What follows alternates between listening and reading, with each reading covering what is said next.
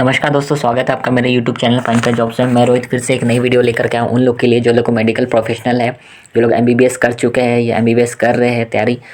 वो नॉलेज के लिए देख सकते हैं कि कैसे आप MBBS कंप्लीट करने के बाद किस किस सेक्टर में आप जॉब अपॉर्चुनिटीज़ आती है और वहाँ अप्लाई कर सकते हैं। दोस्तों, जो लोग भी मेरे चैनल में पहली बार आए हैं वो मेरे यूट्यूब चैनल को सब्सक्राइब कर दीजिए और बेल आइकन प्रेस कर दीजिए ताकि मेरे वीडियोज़ का नोटिफिकेशन सबसे पहले आपको मिले। दोस्तों, इस चैनल में आपको मेडिकल की सारी वैकेंसीज़ मिलेगी जो कि एयरपोर्ट या एयरलाइंस में निकलती रहती है समय समय पे। और आप मेरे प्लेलिस्ट में भी जाके देख सकते हैं, मैंने बहुत सारी वीडियोस बना के रखी है मेडिकल साइंस वालों के लिए। दोस्तों, आज की वीडियो में हम बात करेंगे कैसे आप किसी एयरलाइंस या एयरपोर्ट में फर्स्ट एड इंस्ट्रक्टर बन सकते हैं आफ्टर कंप्लीटिंग MBBS। और अगर आपके पास MCI रजिस्ट्रेशन है तो बहुत मैंडेटरी होगा और बहुत ज़रूरी है इसमें अप्लाई करने के लिए, ठीक है, क्योंकि प्रेफरेंस उन्हीं को मिलेगा जिनके पास MCI का रजिस्ट्रेशन है प्लस MBBS है। दोस्तों जैसे कि आप मेरे स्क्रीन पे देख सकते हैं, ये वैकेंसी निकली है फर्स्ट एड इंस्ट्रक्टर के लिए। किस एयरलाइंस में? स्पाइसजेट एयरलाइंस में। दोस्तों, स्पाइसजेट एयरलाइंस आज के डेट में लीडिंग एयरलाइंस है और लो कॉस्ट एयरलाइंस है after Indigo and Akash air, ठीक है। और इनकी वैकेंसीज़ समय समय पे आती रहती है, कभी वो डायरेक्ट रिक्रूटमेंट निकालती है, कभी वो अपने जॉब पोर्टल जैसे Naukri.com हो, इंडीड हो, वहाँ पे पोस्टिंग करके निकालती है। उसी तरह इस बार उन्होंने Naukri.com में अपनी जॉब पोस्टिंग हायरिंग की है। किस पोस्ट के लिए? फर्स्ट एड इंस्ट्रक्टर के लिए। और दोस्तों, समय समय पे इसकी वैकेंसीज निकलती रहती है अलग अलग पोस्टों के लिए, अलग अलग डिपार्टमेंट के लिए। तो आज की वीडियो में हम लोग बात करेंगे फर्स्ट एड इंस्ट्रक्टर कैसे बन सकते हैं किसी भी एयरलाइंस में, किसी भी एयरपोर्ट में। तो दोस्तों, किसी भी एयरपोर्ट में आपको बनना होगा फर्स्ट एड इंस्ट्रक्टर। तो वहाँ पे बनने से पहले आपको वहाँ पे जो रेस्पेक्टेड कंपनीज़ है उनके अंदर जो हायरिंग होती है फर्स्ट एड इंस्ट्रक्टर की, वहाँ पे आपको अप्लाई करना होगा, तब जाके आप बनोगे, ठीक है। क्वालिफ़िकेशन की बात करें तो दोस्तों आपको मैंने बता दिया कि MBBS होना चाहिए आपके पास और MCI का रजिस्ट्रेशन होना चाहिए, ठीक है। और दोस्तों, जैसे कि आप देख सकते हैं यहाँ पे अप्लाई करने के लिए आपको क्या करना होगा, इस जॉब पोर्टल में अप्लाई करना होगा। कैसे अप्लाई करेंगे? जैसे कि आप देख सकते हैं रजिस्टर टू अप्लाई है, वहाँ से अप्लाई कर सकते हैं आराम से, ठीक है। और दोस्तों, यहाँ पे काम क्या क्या होगा? दोस्तों, यहाँ पे काम बहुत सिंपल है। अगर आप गो थ्रू करोगे एक एक पॉइंट को, एक एक सेंटेंस को, तो आपको समझ में आ जाएगा क्योंकि आप MBBS हो।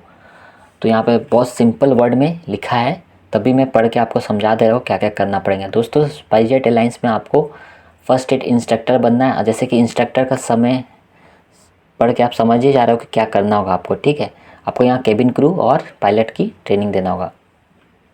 अब दोस्तों, कैसे अप्लाई करना है? रजिस्टर टू अप्लाई करने के बाद इस तरह का पेज आपको खुलेगा।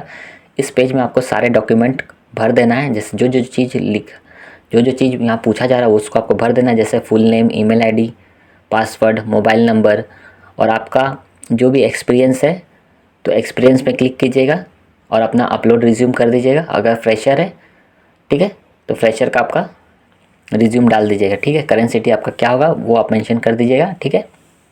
और आपका जो रिज्यूम होगा डॉक, PDF, RTF फॉर्मेट में होगा और 2 MB का साइज़ है होना चाहिए, ठीक है। इसको आप गूगल से भी अप्लाई कर सकते हैं, यानी कि गूगल अकाउंट से भी आप अप्लाई कर सकते हैं, जहाँ पे आप ईमेल ID और पासवर्ड डाल के इसको अप्लाई कर सकते हैं, ठीक है। तो इस तरह से आप यहाँ पे अकाउंट बना लिए Naukri.com में, फिर आप चेक मार्क कर दीजिएगा और रजिस्टर नाउ कर दीजिएगा। तो इस तरह से आपका अकाउंट बन गया। फिर जाके वहाँ से आप अप्लाई नाउ में बटन प्रेस कीजिएगा स्पाइसजेट एयरलाइंस की जहाँ वैकेंसी निकली है, तो आपका ऑटोमेटिकली HR के पास रिज्यूमे डॉक्यूमेंट चला जाएगा। फिर आपको मेल के द्वारा या फ़ोन कॉल के द्वारा आपको बता दिया जाएगा कैसे कैसे आपको इंटरव्यू शेड्यूल होगा, किस दिन आपको इंटरव्यू के लिए जाना होगा, क्या क्या डॉक्यूमेंट्स कैरी करने होंगे, वो सारी चीज़ आपको HR बता देंगे, ठीक है दोस्तों। अब समझते काम क्या करना पड़ेगा। यहाँ पे बेसिकली आपको केबिन क्रू यानी कि एयर होस्टेस और पायलट जो होते हैं, जो कि एयरलाइंस के सबसे महत्वपूर्ण कर्मचारी होते हैं। जब किसी भी आप एयरलाइंस में ट्रैवल करोगे तो देखते हो आप केबिन क्रू सर्व करती है फूड एंड बेवरेज और पायलट इसको चलाते हैं, ठीक है। तो उनको आपको इनिशियल ट्रेनिंग देना है, यानी कि जो लोग जॉब ज्वाइनिंग किए हैं पहली बार उनको इनिशियल ट्रेनिंग देनी है और रिकरेंट ट्रेनिंग उनको देनी है जो लोग पहले से केबिन क्रू और पायलट है इस कंपनी में, ठीक है। और डॉक्यूमेंटेशन करनी है। जितने लोग भी फ्रेशर है, एक्सपीरियंस है स्पाइसजेट एयरलाइंस में केबिन क्रू और पायलट, उनकी फ़र्स्ट एड की ट्रेनिंग की डॉक्यूमेंटेशन करनी है। DGCA का मतलब यहाँ पे ये होता है दोस्तों, जैसे तीसरा लाइन पे आप देखोगे, assist and submit themselves to DGCA internal audits and investigation, यानी किसी तरह के ऑडिट्स होती है, इन्वेस्टिगेशन होती है regarding cabin crew and pilot की, तब आपको जो भी मैनुअल, जो भी आपने रिकॉर्ड रखा है ट्रेनिंग मटेरियल के कैबिन क्रू और पायलट का, उनको आपको director general of civil aviation, जो कि एपेक्स बॉडी होता है एयरलाइंस और एयरपोर्ट में, जो कि सेफ्टी के मामलों को देखता है, जैसे कि आपके यहाँ हॉस्पिटल में MCI देखता है, तो उसी तरह आपको उनको रिपोर्ट करना है। और इन्वेस्टिगेशन और इंटरनल ऑडिट्स वगैरह होते हैं रेगुलर बेसिस पे, उन पे आपको अपना सबमिट रिपोर्ट करना है, ठीक है। और ये जो कंपनी में आपका वर्किंग आवर कैसा होगा, शिफ्ट में होगा, कभी आपका नाइट ड्यूटी होगा, कभी मॉर्निंग ड्यूटी होगा, उसी तरह से होगा। और आपका जॉब लोकेशन गुड़गांव होगा, ठीक है। और किसी भी तरह का कैजुअलिटी हो जाती है, मेडिकल इंसिडेंट हो जाता है या एक्सीडेंट हो जाता है, तो वहाँ पे आपको असिस्ट करना है, क्योंकि आप फर्स्ट एड इंस्ट्रक्टर हो, चाहे वो एयरपोर्ट में हो, चाहे वो स्पाइसजेट एयरलाइंस के विभाग में हो, ठीक है।